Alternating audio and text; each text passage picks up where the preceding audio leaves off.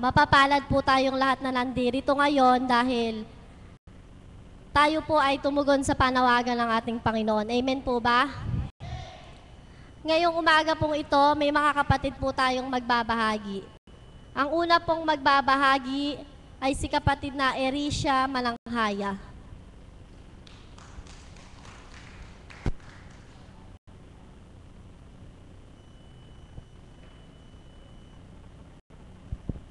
Good morning po.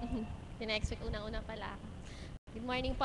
Nandito po ako sa harapan nyo para i-share sa inyo yung joy na nararamdaman ko dahil po sa nakaraang blessing na binigay ni Lord para sa akin at para sa mga classmates ko. Kasi po, bilang graduating student, meron po kaming tinatawag na defense na isa po yun sa requirement para makagraduate kami.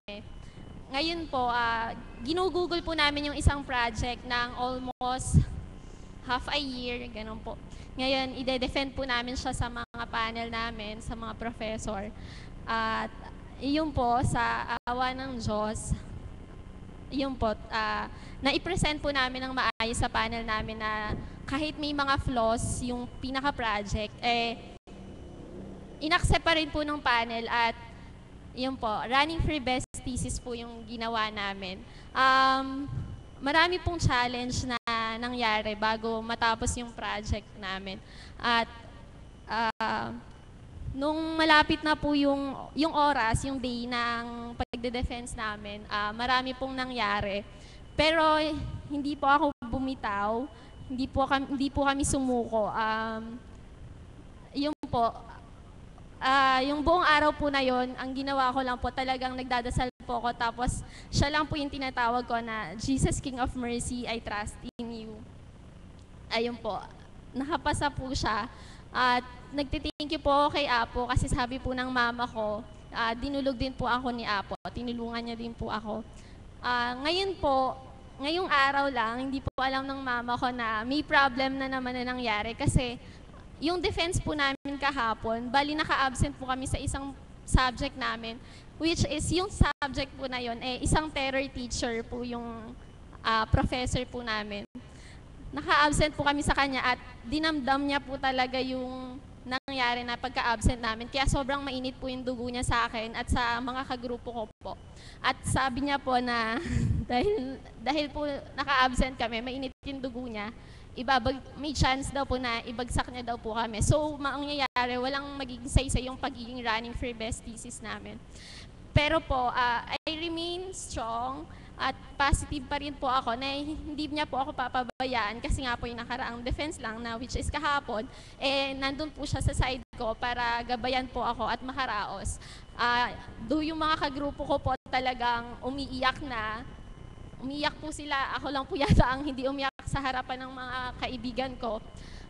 Kasi alam ko po na hindi niya po ako papabayaan. At ayun po, sabi ko nga po, prayer is really sobrang powerful. Lagi ko pong sinasabi sa mga kagroup ko na huwag kayong mag-alala, hindi niya tayo pababayaan. God is always in control. At ayun po, sabi ko nga, siya ang pinaka-king of all kings. Hindi niya po kami papabayaan. Yun po, sobrang, sabi nga po ng isa ko pong friend, bakit daw po, sinabi niya daw po sa isang friend ko na, bakit sa Erisha, sobrang nakangiti pa, may chance na nga na bumagsak. Ang sagot ko po, alam ko kasi na hindi niya tayo papabayaan. Ayun po. Kaya, sobrang po ako na, ayun po, ngayon na sa age ko, naging strong po ako. Feeling ko po na binibigyan po ako ni Lord ng katatagan para makaraos. At alam ko po na gagraduate din po ako, syempre po, with His guidance po. Ayun po, thank you po. Maraming salamat po, mahal na kapatid. Sadyang, kung po papakinggan natin binahagi niya, lagi po niya sinasabing hindi tayo pababayaan ng Panginoon. Totoo po, mahal na kapatid, dahil kailanman po hindi tayo pinabayaan ng Panginoon. Amen po ba? Ang pangalawa pong magbabahagi, mula po sa Tondo, Manila, si kapatid na Emma Villarreal.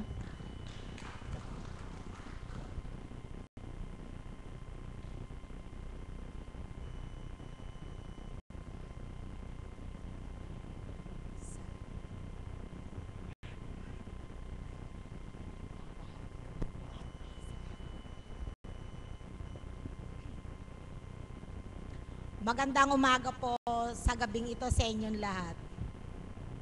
Alam mo, ibabahagi ko po sa inyo ay yung naganap po sa amin nung Lunes. Linggo po, ginawa ng kabya ko ang gulong ng aming sasakyan. Inabot po sila siguro ng mga alas 8, nagpalit po sila ng mga busing. Nung umuwi po siya, nung pagkatapos po naming mag-chaplet, dumating po siya, pulang-pula po yung kanyang kaliwang mata. Kala ko po baliwala, yun ang ginawa ko po pinatakan ko po ng aksibal na pinamamata ko po sa mga kapatid ko, sa mga kasama ko. Nung umaga na po, nakita ko po siya, hindi makadilat at saka luha po siya ng luha. May kasalanan nga po ako, mahal na apo. Napatakan ko po rin siya ng Max Optic, tigalawa po yung mata. Naku, lalo pong lumuluha. Ngayon po, habang nagpipiga po ako galing po sa katas ng ulan sa gilid namin, dulog na po ako ng dulog sa ama. Sabi ko, Ama, ikaw na po ang bahala dahil batid ko po ang ugali ng kabya ko. Pag po yan ay nagkakaroon ng konting nararamdaman, talagang takbo po agad yan sa doktor kahit po nandito na ako. Nung po ako'y dumulog, siguro mga 15 minutes, bumaba po siya, nagpapahiwatig na po na parang dadaling ko na siya sa doktor, pero purihin ko po, Ama, dahil bahang-baha, hindi niya po ako maaya tsaka yung anak ko. Dahil kung kami po ay mamamasahe, naku, maglalakad po kami, lulusong po kami, pupunta kami ng USD. Ang tubig po ng Abad Santo sa Tayuman, ako talagang hanggang dibdib na. Salamat po sa Ama, dinatala naman po sa isip ko ang mahal na apo. Tumayo po ako, pinunasan ko yung kamay ko, nagdasal ako, Ama. Pag sinagot po ng mahal na apo, ang text ko, tagang mahal na mahal nyo pa po kami, ginagabayan nyo po kami. Text po ako sa mahal na apo, sinabi ko po yung problema ng kabya ko. Ngayon po, sa kabutihan po ng Ama, talaga pong nag-text back po agad ang mahal na apo. Pinaghilamos po siya ng tubig, lagyan po sabunan daw po, ganun-ganun. Tapos, sa siyam na ihip, pinagaganap po sa akin ng mahal na apo na siyam na ihip ko lang, manalig ako, gagaling na daw po. Talaga pong buhay ang Diyos. 5 minutes lang po na wala po ang tulo ng luha. Tapos po kumain. Pagkaraan po ng 20 minutes, naku, nasa jeep na naman po, kalkal na naman po ng kalkal. Mahal na apo, maraming salamat po, tunay na kahiwaga nyo. Hindi nyo po kami pinababayaan sa lugar namin. Maraming salamat po, mahal na apo. Yun lang po. Maraming salamat po, mahal na kapatid, sa iyong pinahagi. Ang susunod pong magbabahagi ay isa pong alagad, si kapatid na Marisa Sulit.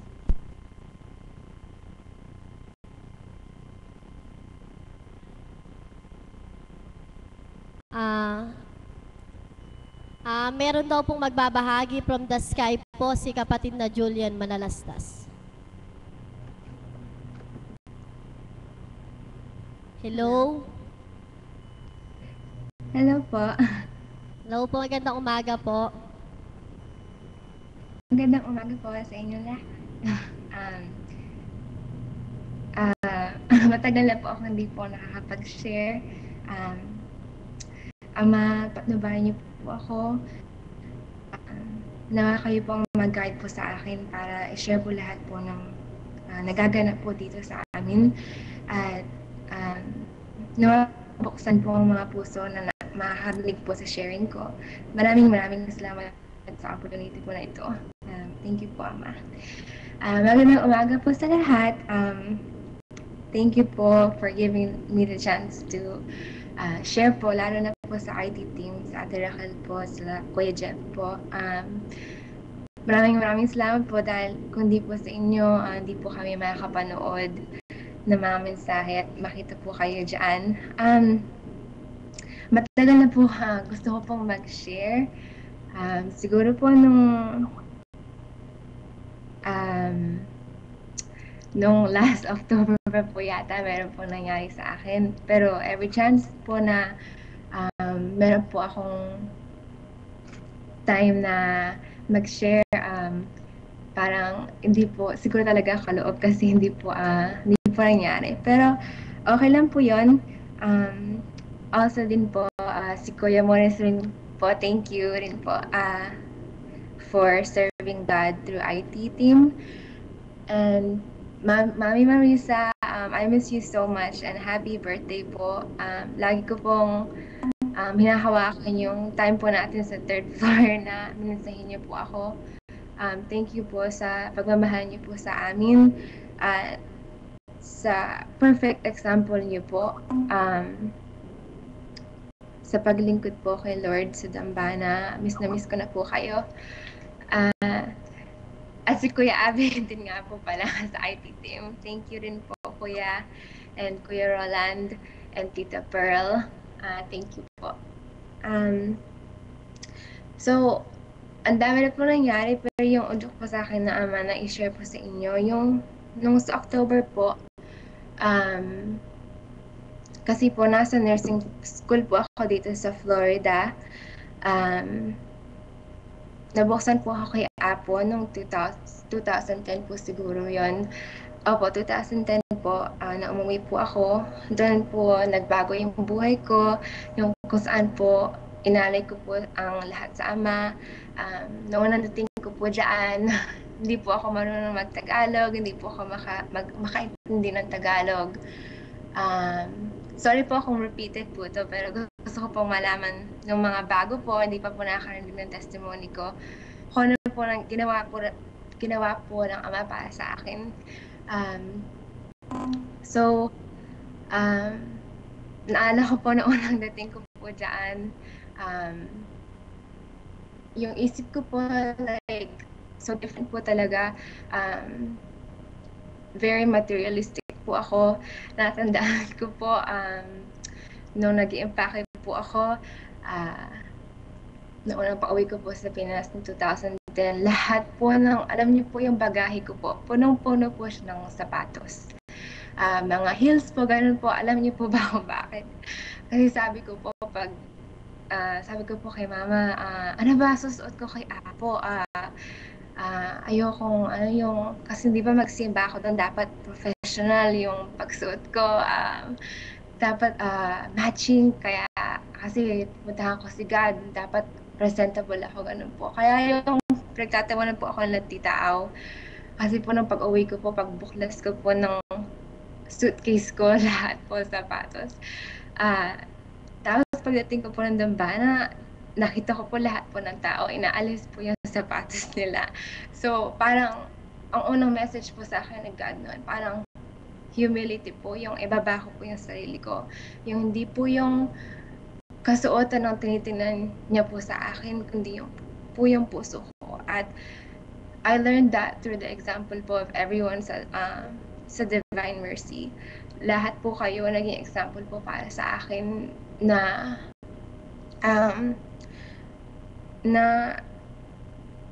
to allow po na baguhin po ni God yung puso ko po. Kaya thank you po. So, back to my story po. Gusto ko po talaga magstay sa Pinas, pero hindi po yun yung kalooban po sa akin ni God. So, ngayon po nag-aaral po ako dito ng nursing at I'm trying to pursue my dreams po na makatulong sa family ko po and to the people there. So, talaga pong biggest dream ko po yung makatulong sa tao. And so, why I pursued nursing, I want to help others. So, parang yun po yung talagang nilay po sa akin ni God. But I learned that God still has a lot of work to do in me before I serve Him in that way. Kasi po parang lumaki po ako na ang task ko po sa sarili ko, yung ako po yung gumagawa ng lahat. Yung katalinuhan ko po, galing lang po sa akin, galing lang po sa mga efforts ko, sa pag-study ko po, lahat po ng mga recognition ko sa akin ko po, parang para po sa akin, piniplace ko po sa sarili ko na I'm the good one, I'm the smart one, I'm the intelligent one. Pero pinakita po sa akin ng Ama na hindi po yun ang dapat kong isipin. Kung hindi, sa Kanya po lahat nanggagaling. Kaya nagbago po ako dun sa sa pag-iisip na po na gano'n. Pero hindi po ba change is a process? Parang, oo nga po, iniisip ko po yan, pero meron po mga experiences na pinakita po talaga sa akin ni God na hindi po talaga sa akin. Kasi po, nung October, last year po October, nag-start po ako ng nursing school August. So, yung nursing school po, alam niyo naman po siguro yung na it's very hard. And lalo na po yung sa university po natanggap ako, super competitive po siya. Nagpapasalamat po ako sa Ama na natanggap po ako kasi hindi ko po alam kung paano. So parang lahat po ng mga klase ko, super smart po sila. Nasa parang Ivy League po, high school sila nang galing. Yung mga GPA po nila, mga perfect. Talagang top po sila. And parang nahiya po ako sa sarili ko kasi sabi ko po, Lord, bakit ako nandito? Kasi hindi ko naman sila mapapantayan. Like, they're so smart and me, parang hindi mo na ako ganyan ka-smart ka nun. So, I doubted myself po. Lahat ng mga plano ni God para sa akin, lahat po ng mga messages sa akin ni Apo, na matatanggupayan ko po lahat ng pangarap ko, parang nakalimutan ko po yun. Parang first time ko po na i-face na wow, like my intelligence, my gifts are really not for me. So hindi ko po kayang tanggapin siguro po. Parang naisip ko po, paano ko po makakaya kung hindi naman po ako gano'n ka-smart. So yun po nakita ko po sa sarili ko na I really didn't trust in God po. Na hindi ko po talaga pinaniwalaan na katalinuhan ko ay galing sa Kanya. Dahil kung I believe that po. Hindi po ba dapat confident po ako kahit na yung mga kasama ko po magagaling, ganun po. O kaya I would humble myself po na to accept po na hindi po ako ganun ka-smart. So, muntik na po ako mag-quit ng nursing. Lahat po ng pangarap ko, parang itinapoy ko na lang po. Parang nag-second guess na lang po ako. Sabi ko po, Ama, siguro hindi na nga po ito para sa akin. Pero deep down inside po, alam ko po na yun po yung para sa akin. Pero yung fear ko po, yung takot ko po, and my doubt in God, parang it was stopping me po. So, hindi po ba ang hirap pag meron po kayong gustong gawin, subalit iniisip niyo po lahat ng negative. Ganun po yung feeling ko, yung gusto ko pong ipagpatuloy, kaso dami ko pong iniisip. Alam ko po na hindi ko po pinupuntahan si God kasi po hindi po ako nagdadasal noon. Talaga po totally wala po yung ginagawa ko. So as if I was trying to run away po from God's calling sa akin. Hanggang sa nagpumunta po ako sa counselor ko po sa nursing college, tsaka pinaprepare ko na po na mag-quit po sa school ko, mag-withdraw na po ako. And to think po, alam niyo po, hindi ko po share ito para po sa sariling kagalingan ko, pero I was willing to give up something God gave me na super big po, kasi po alam niyo po, ang dami po nag-a-apply sa program na yon. Every year po, mahigit 800 applicants. And 100 lang po tinatanggap nila, and I was one of them. So, parang all of that, gusto ko pong i-give up dahil wala po akong trust kay God o sa sarili ko. So, nag-meet na po ako sa dean po namin, sa dean po ng isang college, international affairs po yata yung gusto kong puntahan. So, pumunta po ako sa dean ng college po na yun. Ino-work ko na po yung paper ko. So, the next day po may exam po ako, super big exam. Hindi po ako, nag-stop po ako ng mag-study. Yung exam po na yun siguro Wednesday, I stopped studying po siguro Saturday kasi sabi ko po sa sarili ko, mag-withdraw naman ako, hindi na ako mag-study. So, nung dating po ng Wednesday na yun, dapat po talaga Thursday mag-withdraw na po ako. Kinausap ko na po sila mama, si papa, at saka ate ko po, nag-ask po ako ng advice. Sabi po nila kung ano daw po yung gusto ko, pero talaga pong nahihirapan po sila sa akin. Pero hindi po naman nila pinakita yon. Very supportive po sila. So, Wednesday po, yung exam ko po, that morning, parang nagising po ako may nagsabi po sa akin, mag-take ka na exam mo. And hindi ko po maiwasan kasi ang lakas po nung nagsasabi sa akin. Sabi ko, God, paano ko take? Hindi na ako nag-study, wala naman akong alam. Pero parang talaga po magsabi, take mo exam mo. So, nag-take po ako na exam ko. And super hard po yung test na yun, di po ba? And akala ko po hindi na po ako papasa. So, nung that day po, pumunta po ako sa teacher ko to check my exam grade po. Sabi ko, gusto ko lang pong i-check yung exam grade ko. Pero hindi man po ako, parang hindi ko na po i-count kasi hindi na po ako mag-aaral sa nursing. So sabi niya, bakit? Tapos tinignan niya po yung grade ko. Alam mo po yung grade ko, pinakamataas po sa lahat mga kaibigan ko. Paano po nangyari? Kasi kung hindi ko po tinake yung exam na yon, ma-fail na po ako sa class na yon. So parang sabi po sa akin ni God, go take it. So, yun, naiyak po ako, parang nag-isip po ako, okay, ano ba ang meaning nito? Bakit ako nakapasa? Kasi po, even now, parang mystery po sa akin yun. Pero alam ko po ang dahilan. Dahil po kay God yun, siya po yung gumawa nun. So, that night po, sabi ko, okay, mag-stay yata ako sa nursing kasi bakit ganito yung sign sa akin ni God. And until na nagbabasa po ako ng Bible ko, and meron pong verse doon, meron pong storya na nung si Jesus po, di po ba parang lagi po siya nag-mission sa iba-ibang town. And kasama po niya ata si St. Peter.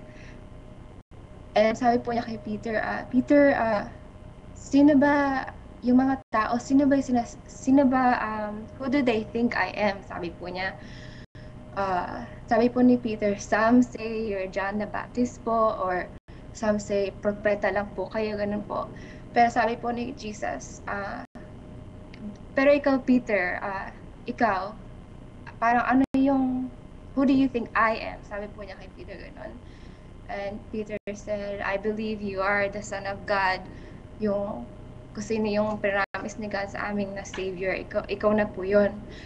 So parang, iyak po ako naiyak kasi parang God was speaking to me na, Julian, bakit ka ganyan?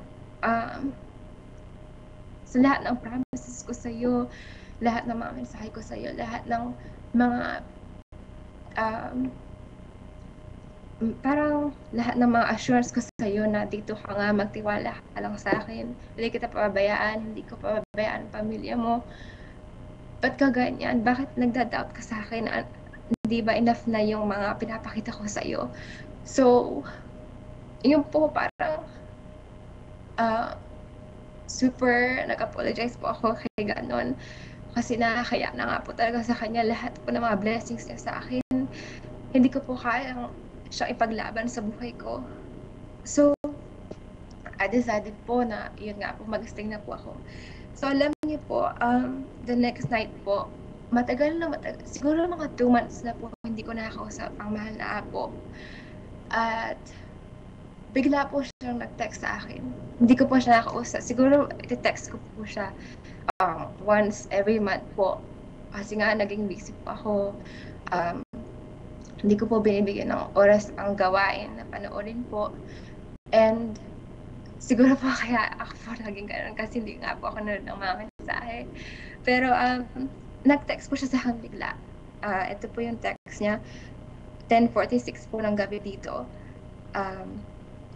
Lahat po English. Yun po yung na-touch po ako kasi kung alam niyo naman po si Apo, nakatawa po siya sa pag-English niya. Lagi po siyang nakatawa pag nag-English po siya. Pero the whole text po, napakahaba po English.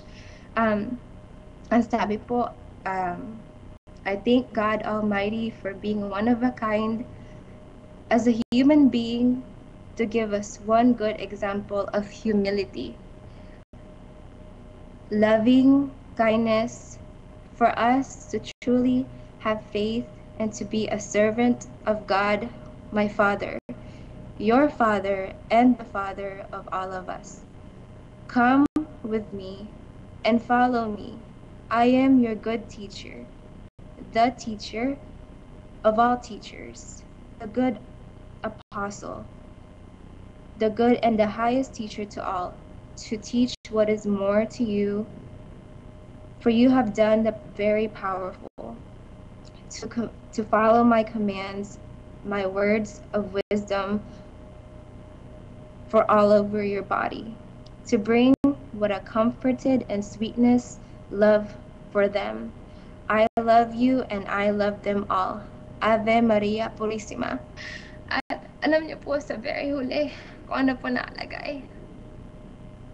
Verse po ito ng Bible, the previous night na nabasa ko po sa Bible, na alam ko po si God po yung nagsasabi sa akin. And remember po, hindi ko po nakausap ang mahal na apo. Sabi po niya sa very end, last sentence po, who am I, my daughter? So, super iwaga po, di po ba? Dahil sa Bible po, tinanong po ni ni Jesus kay St. Peter sa faith po niya, who am I, Peter? Who do you think I am? So parang confirm po sa akin yun na talaga pong buhay na buhay po ang Diyos sa pamagitan po ng Apo Conching. Dahil hindi ko po siya nakausap sa bahay. Alam niya po, alam po ng Espiritu Santo dahil alam po niya lahat nagaganap. Kaya super thankful po ako kay God na napunta po ako sa Dambana. Dahil kung hindi po, hindi ko po alam kung nasaan na po ako.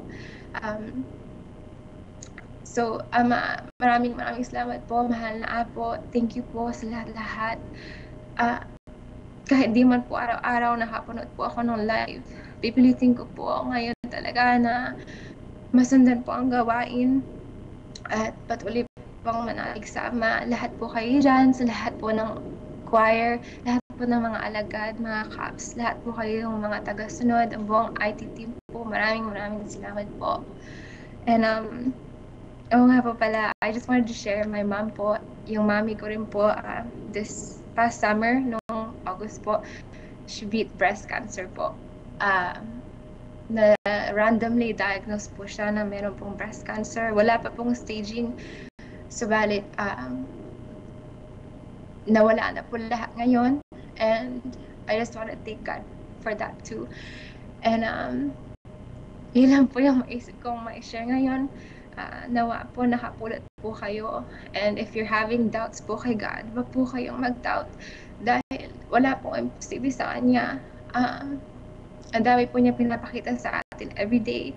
And I pray po na maging aware po tayo sa mga miracles po niya. Kaya maraming salamat po to everyone there. To my Kawan 13, I miss you all. To Nanay Iya, Tita Doki, and to Tita Bet and Tita Jo, thank you for always talking to me on Facebook and always guiding me. So lahat po, sorry po kung hindi ko po kayo na-mention by name, pero yun lang po at maraming salamat. And I miss you all po and God bless po. You miss. Maraming salamat po kapatid na Julien. May napulot po ba tayong aral sa kanya? Napakadami po. Ang sabi po niya, wag daw po tayong bibitiw dahil sa bawat araw daw po may pinakikita siyang blessing, hiwagat himala. At ang sabi daw po niya, dati daw po maasa siya sa talino niya, subalit di po niya alam sa Panginoon. Totoo po dahil kung sa talino lang po natin tayo aasa, wala po tayong kaalaman dahil sa Kanya po lahat nagmumula. At doon din po sa binahagi niya, na sabi daw po niya kay Tita Au na kung ano daw po yung damit na isusuot niya dahil daw po, pag daw po di ba sa simbahan o sa dambana, dapat daw po yung disenteng pananamit. Pero ang sabi po niya, hindi raw daw po yung damit niya yung tiningnan ng Panginoon, kundi daw po yung puso natin. Maraming salamat po kapatid na Julien dahil marami po kaming natutunan sa binahagi ninyo. Ang susunod na pong magbabahagi ay si Mami Marisa.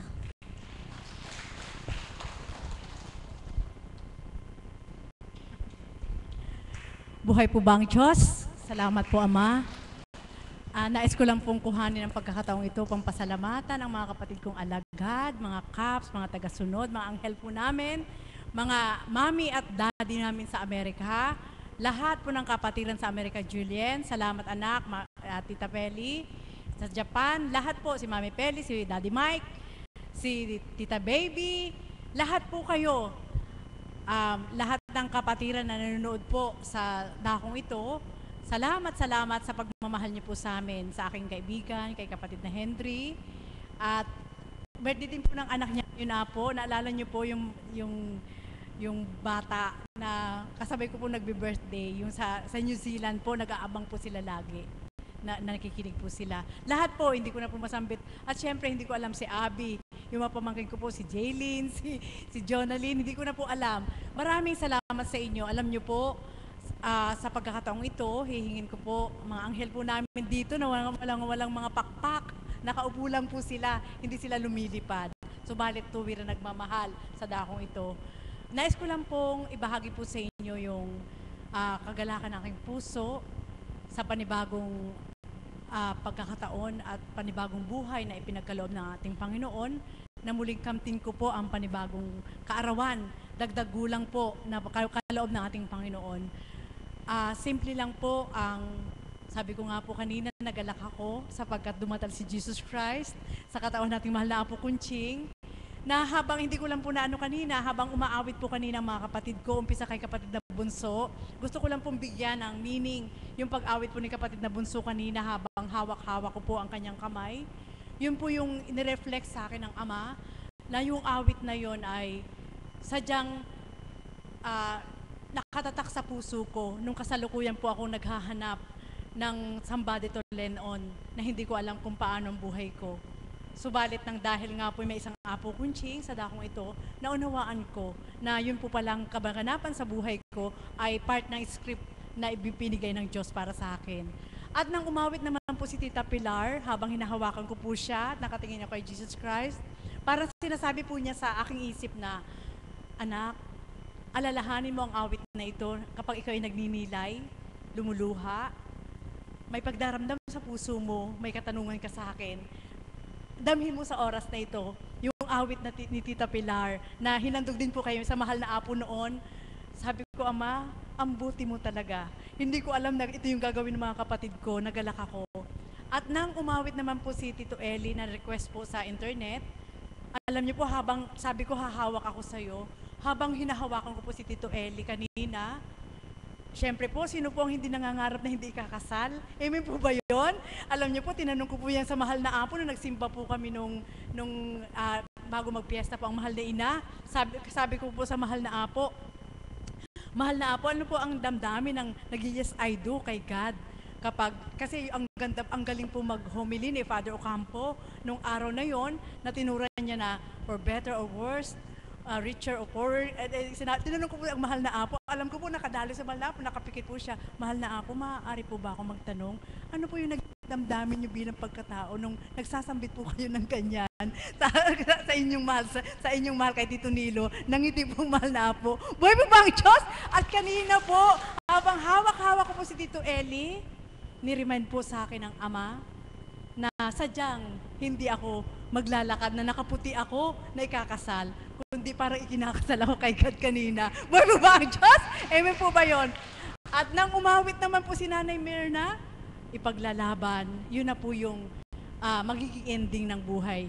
Hindi ako nangangako, subalit yun po, na sadya pong hindi lamang sa kayamanan panlupa ang kailangan mithiin ng bawat isa, kundi ang kayamanan, kung paano mo nasumpungan ang ating Panginoon, lalo't higit, andyan ang ating mahal na Apo Kunching, na tunay na ginagamit ng ating Panginoon, at tuwirang inihahayag ang katotohanan ng Diyos ay buhay sa bawat araw. At sa ngayon po, kung paano ang pag-usad ng panahon, hindi ko man po napasalamatan si kapatid na Pearl. Para nakonsensya po ako kanina, hindi ko nasambit ang aking kapatid na Pearl. Ang pasubali po nung nakaupo na ako, parang bilang pagkatao, may nakalimutan ako. Subalit sabi po ng Espiritu, hindi anak, hindi mo siya nakalimutan. Sapagkat siya'y alagad ko, lahat ng alagad ay tinuran mo. Buhay po ba ang Diyos? Amen po ba yun?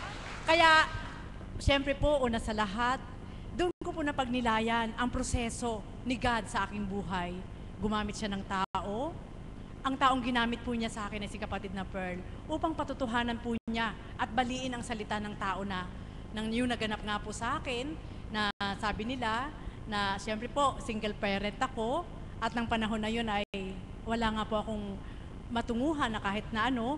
Ang isip na ng tao noon ay ganito, ay, uuwi yan sa probinsya, ang daming anak sa iba't ibang lalaki. Alam niyo po, narinig yun ng Diyos, hindi naganap, sapagkat binali ng Diyos at ang binigay po niya sa aking anghel ay hindi lalaki, si kapatid na Pearl. Buhay mo ba ang Diyos? Amen po ba yun? Diba? Yun lang po isang patutuo ng Diyos na alam niya na narinig ng Panginoon. Narinig ng Panginoon yung sinasabi sa akin ng tao. Kaya, purihin, dakilain ng ating Panginoon, doon ko lahat na flashback.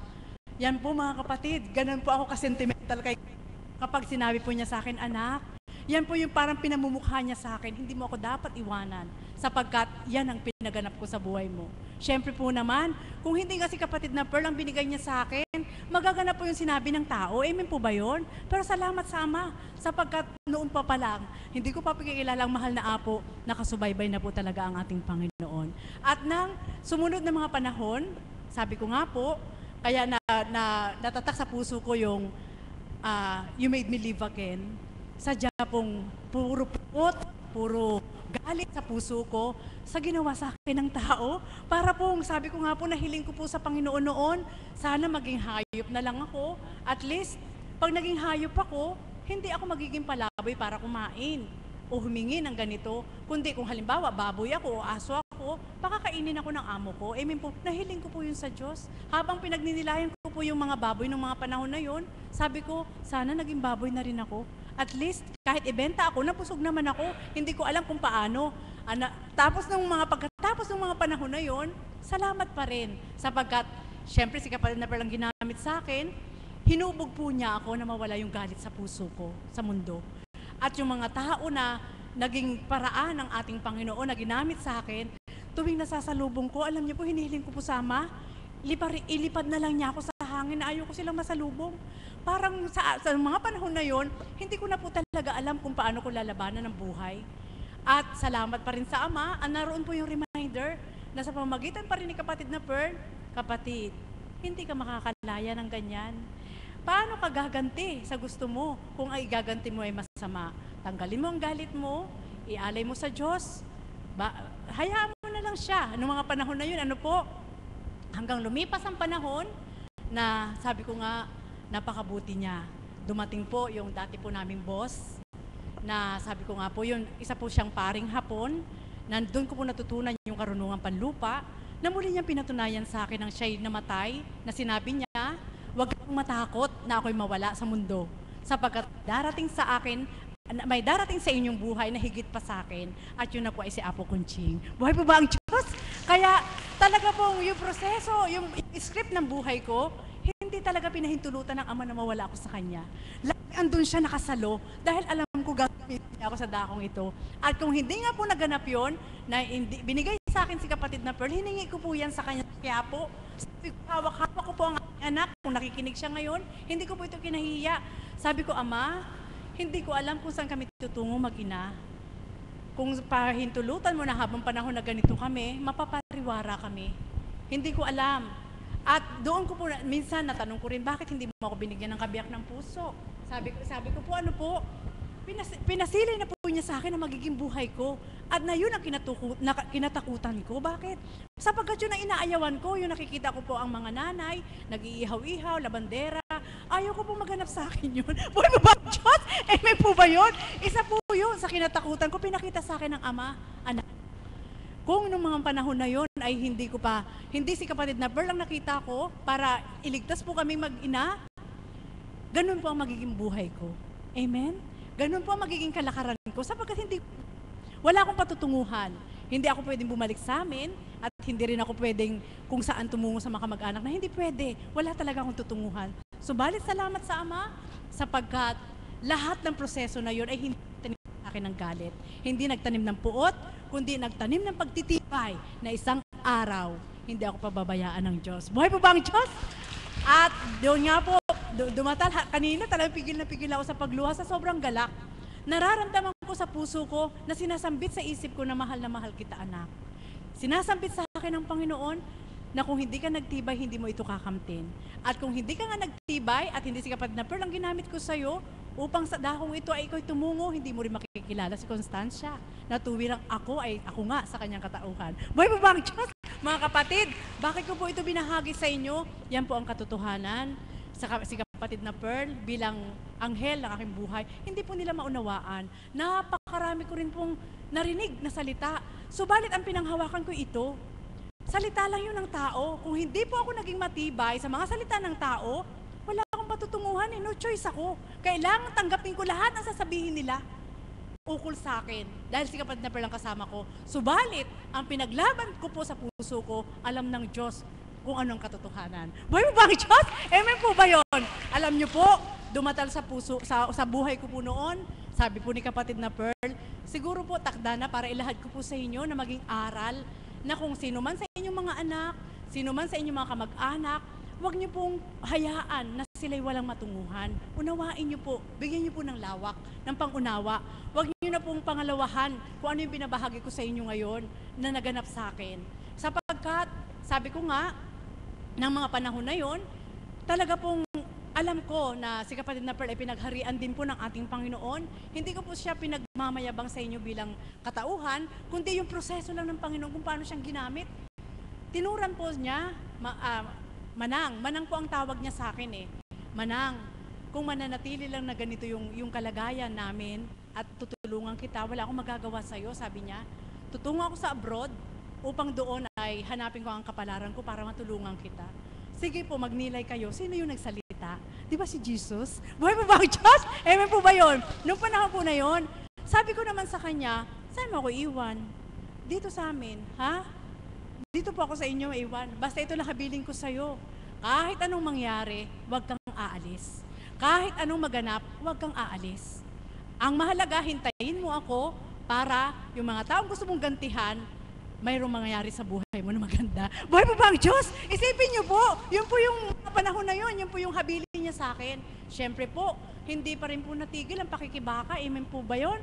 Malayo si kapatid na Pearl, marami pong kaganapan na sadya pong kasindak-sindak. Alam niyo po, muntik-muntikan na rin po ako umalis.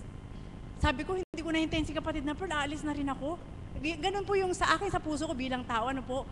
Subalit naroon yung udyok ng isip ko na, aalis ka, wala ka namang pupuntahan. Hindi ako aalis. Buhay pa ba ang Diyos? Ganun po. Andun po yung lagi yung guide ni God, na kapag umalis ako, sigurado mapapahamak ako. Alam niyo po kung ano yung puntahan ko. Madalas po dyan ako sa Bloomingtreet. Ang ganda ng simbahan dyan. Madalas po ako dyan. Dyan sa may Santa Cruz, Baclaran, Quiapo. Yung apat na yan, lagi po yung pinupuntahan. Tuwing ako'y naninimdim sa puso ko, pinupuntahan ko po yan. Lahat po ng santo doon, hinahawakan ko. Tulungan niyo ako. Mali po pala yun. Buhay po ba ang Diyos? Amen po ba yun?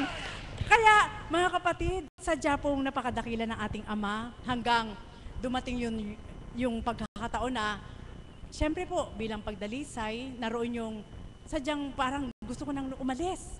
Dahil siyempre nahihiya po ako. Dahil wala si kapatid na Pearl, iniwan ako. Pero mahal na mahal po ako ng mga magulang at mga kapatid ni kapatid na Pearl. Siyempre po, minsan may mga manaka-naka na hindi man nila kapamilya, naroon yung, basta marami pong sinasabi sa akin. Pero alam niyo po, pinagtibay ng Panginoon ng puso ko, na ang sabi niya po sa isip ko noong mga panahon na yon, kahit anong mangyari na binili ng kapatid mo, huwag kang aalis. Sabi ni kapatid na Pearl, kung saan kita iniwan, doon kita dadatnan. Kaya babatahin mo kung ano yung magaganap mo sa'yo dito. Buhay po ba ang Diyos? Alam niyo po, nakaya ko po yun. Sabi ko po talaga pong pinahintulot ng Ama na makaya. Yun po pala. Kung ako po pala'y umalis, na hindi si kapatid na Pearl ang nagpigil sa akin, hindi ko po makikilala si Apo Kunching. Buhay po ba ang Diyos? Amen po ba yun? At kung hindi po ako natakot na may mangyari sa akin na totoo po, ang bilis ko pong madala. Ako po yung, sabi ko nga, hindi ko po pinatuto ang sarili ko, subalit doon po sa kaganapan sa akin, nagkaroon po ako lagi ng takot. Sapagkat siguro po, ultimate na po yung binigay sa akin pagsubok ni God, kung paano po akong dinispice ng tao, kung paano po akong i-despise ng mga nagmamahal sa akin, na wala talaga. Nasabi ko nga po sa inyo, nagawa kong maglakad mula Recto hanggang Pandakan para lang ako kumain. Amen po ba yun? Buhay po ba ang Diyos? Nagawa ko po yun. At ng panahon po na, sabi ko nga sa ating Panginoon, yun po yung iniiyak ko na galak, na sa panahon ngayon na inakay niya ako, sabi ko sa aking sarili, kung hindi ko pala napagtiisan lahat yun, hindi ko mararamdaman ang pag-ibig ng Diyos. Amen po ba yun? Buhay po ba ang Diyos? At ng mga panahon po na yun, sabi ko po sa inyo, hiyang-hiya po talaga ako sapagkat naglalakad po ako, baliktad ang aking mga tsinelas, hindi magkaparehas. At kapag nalaman ko na po si kapatid na Pearl darating, inaabang ko po yan sa kanto. Yun po pala, nahihiya na rin po siya, lumilipat siya ng ibang daan. Bakit pinababatid sa akin ng Panginoon na hindi siya dadaan doon? Inaabangan ko siya sa kabilang daan, nakikita ko pa rin po siya. Buhay pa ba ang Diyos? Kaya, yun po yung mga proseso na ginawa ng Diyos na sabi ko nga, ang paggamit ng Diyos sa tao ay hindi kayang takalan, hindi kayang bigyan ng hangganan. Kundi may mga paraanan. Minsan, sabi ko nga po sa Panginoon, kapatid na, baka pwede niyo po akong pakainin. Sabi ko, totoo po naranasan ko po yun. Hindi po ito isang pagmamaakaawa sa inyo. Gusto ko lang po ilahad na ang kawalan ng pag-asa ay hindi po makakatulong. Kailangan lagi po may pag-asa na sa inyong pagbabata ng bawat isa, dinaranas mo man yun, huwag mong isantabi ang sarili mo na hindi ka mahal ng Diyos. Yun po yung paraan niya eh. Script na nga po yung buhay natin. Kailangan pagdaanan mo yun para maramdaman mo kung yung tagumpay na ibibigay niya sa'yo. Noong time na yun, sabi ko, kapatid na Pearl, Pearl, Ate Pearl, Tita Pearl, baka pwede niyo po akong pakainin, sabi niya. Sabi niya, tara na sa Sandra. Uso pa po yung Sandra noon na po, masarap ang pansit po doon eh. Buhay mo ba ang Diyos? Then sabi niya, lakad ano? Sabi daw po niya sa sarili niya, ano ba itong babaeng ito? Sabi niya, naglakad, magkaiba pang tsinelas. Sabi ko, wala akong tsinelas eh. Sabi ko, ay halika, bibili kita doon sa department store. First time ko pong pumasok ng department store, nung time na yon, alam niyo po ang binili po niya sa akin, Adidas na sapatos. Hinahalikan ko pa yung sapatos kasi ngayon lang ako nakakita ng original Adidas. Boy, ba Diyos? Amen po ba yun? Hindi po ako nahihiya. Gusto ko lang pong ipakita sa inyo na ang mga pinagdaraanan ng mga lingkod ng Diyos, nang dahil may isang Apo Kunching na nagtibay sa Diyos at ginapit ng Diyos, alam ko na yung reason bakit niya ibinigay yun sa akin. At ng oras na po na kumakain po kami, in-order po niya ako malaking pansit. Good for 3 po yung pansit na yun, naubos ko po. Sabi ko, pasensya ka na gutom ako. Eh, hindi na po siya nakakain kasi baka mamaya, pag humati pa siya, kulang pa sa akin yun. O sige, uminom ka na lang uminom. Tapos inuwi na po niya ako. Alam niyo po, naranasan ko po yun. Hanggang dumating po yung takda na, syempre gusto ko pong kumita, para lang po siyang bisita na dumarating, biglang umaalis. Hanggang inaabangan ko na po siya gabi-gabi, sabi ko sa kanya, aabangan ko po kayo, ako maglalaban ng damit nyo, ako mamalansya ng damit nyo, sabi ko sa kanya. Naku, palagay ko hindi ka marunong mamalansya at maglabas. Sabi po niya sa akin, boy mo ba ang Diyos? Ang ginawa ko po, para lang magkapera po ako nung time na yon. Bakit po pinagkikwento nyo? Yan po ang buhay ni kapatid na Marisa, na may isang Apo Kunching ngayon na nagpalakas ng kalooban. At nung time po na yon, ang ginawa ko po, nalaman ko po doon sa tiyahin ko na iniiwanan po niya yung mga labahin niya. Kaya ang ginawa ko po, kinuha ko po yung isang bag na labahin niya para patunayan ko po na marunong ako maglaban malansya. Dinala ko nga po sa pinagtatrabahuan sa namin. Tapos doon ko po pina-washing machine at pinaplansya. Pagdating doon, mahal ang bayad niyan. Kasi maganda akong mamalansya, hindi naman ako namamalansya. Boy mo ba ang Diyos? Ganun po mga kapatid. Lahat po yun hanggang siguro po naawa ng Panginoon sa akin sa paggamit sa kanyang katauhan. Pinakita po ng ating Panginoon na, alam niyo po, isipin niyo po, pinangalagaan po niya kami mag-ina simula 1990 hanggang sa ngayon sa kasalukuyan. Sige po, Kung hindi po siya pinaghaharian ng Panginoon, at hindi siya pinaghaharian ng Panginoon, alam niyo po, hindi ko po alam kung nasaan ako ngayon. Buhay po ba ang Diyos? Kaya kung paano yung tinakda ng Panginoon, ano man ang kaganapan, gagamit po siya ng anghel. Kagaya po rin po sa dambanang ito, na gumamit siya ng anghel upang makatupad ang ating mahal na Apo Kunching na tayo malikom sa dakong ito, at kaming magkakapatid bilang mga alagad at kaps, maging kayo mga tagasunod, ay matipon po tayo para maging magkakapatid sa Espiritu. Amen po ba yun? Mga kapatid, nawa po ang karampot na binahagi ko kahit mahaba, ay hindi isang pagmamagaling at hindi rin isang pagpapaawa, kundi isang pagbubukas diwa. Na sa bawat araw, ano man ang tahakin mo, huwag mong iwala sa puso mo na may nagmamahal sa iyo na di mo nakikita. Buhay po ba ang Diyos? At lagi niyo pong itanim sa puso niyo, sabi ko nga po kaninang tanghali, mag-focus lang po kayo sa isa. Kung saan kayo nakadama at naramdaman niyo sa puso at isip niyo na nabuksan kayo, huwag na po kayo magpalito pa sa iba. Sapagkat wala po talaga kayong masusumpungan.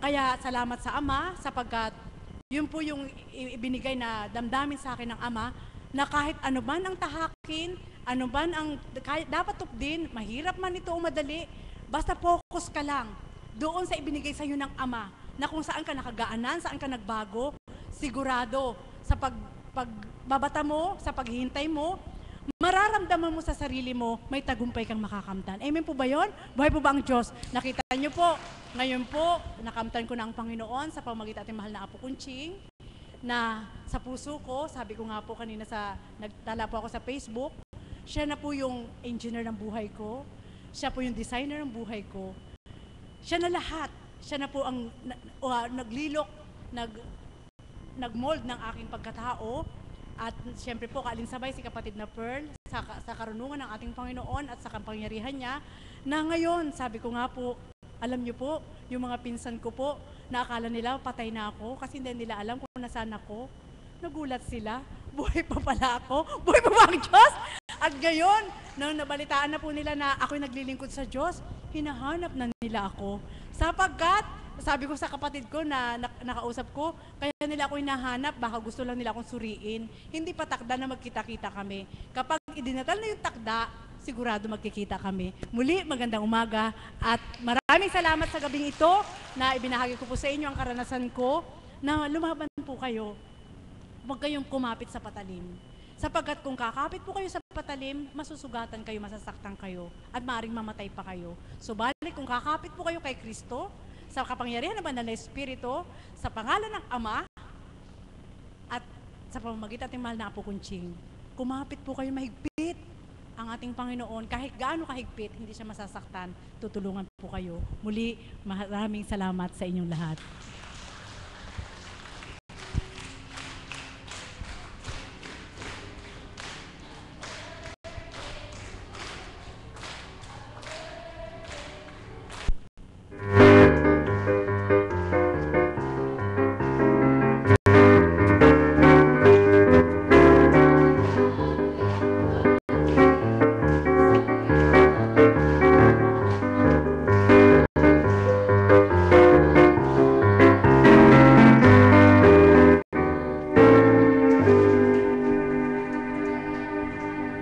Salamat po, Mami, at happy birthday po ulit. Maraming salamat po sa lahat ng nagbahagi at inaanyayahan ko po kayong tumayo upang awitin na itinuro sa atin ating Panginoon.